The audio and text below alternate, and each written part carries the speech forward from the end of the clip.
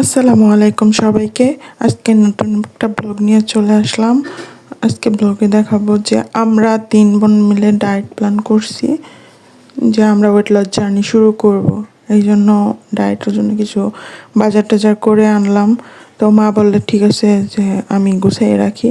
তো মা গুছাইতে গেল আর আমি ভিডিও করলাম। তো এখানে ডিম আছে, ডিম 1 কেজি আনা হয়েছে। তারপরে এখানে লাল শাক আছে, সবজি খাইতে হয় প্রচুর ডায়েটে, তো সবজি আনা হয়েছে। তারপরে আছে লেবু, বরবটি, শসা, এগুলো সব একটা একটা করে বের করতেছে। লেবুর অনেক দাম এখন মার্কেটে, 60 টাকা হালি লেবু। লেবুর দাম যে কবে কমবে আল্লাহই জানে। প্রচুর লেবু খাইতে হয় ডায়েটে। ওইটা হচ্ছে যে তোমার মশলা, একটা বিরিয়ানি মশলা। তো আমরা ডায়েট করার আগে ভাবছি যে একটু ভালোভাবে খাই, একটা ভালো কিছু খাবো। তো রোস্ট পোলাও খাওয়ার জন্য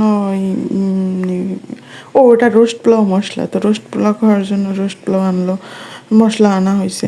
আর এটা হচ্ছে চাল, লাল চাল। আমার ছোটো বোন আবার ভাত না খেয়ে থাকতে পারে না, তো এই জন্য লাল চাল আনছে। লাল চালে ক্যালোরি কম অনেক, তো এই জন্য ও 2 বেলা লাল চাল খাবে আর কি, অল্প অল্প করে দুপুরে আর রাতে লাল চাল খাবে, এই জন্য লাল চাল আনা হয়েছে। তারপর আনা হয়েছে মুরগি।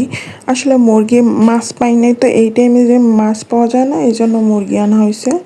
তো ডায়েটের শুরুতে মুরগি না খাওয়াই ভালো, আমরা এটা পাই নাই দেখে আনছি। তারপরে মাছ আনবো আর বরবটি।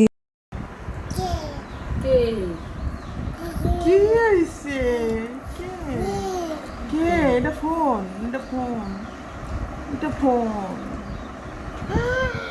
ধরো, না না না, এদিকে চাপ দিও না, চাপ দিও না। ঝাঁপ দিও না, ঝাঁপ দিও না, সোফা নিচে পড়ে যাবা, ঝাঁপ দিও না।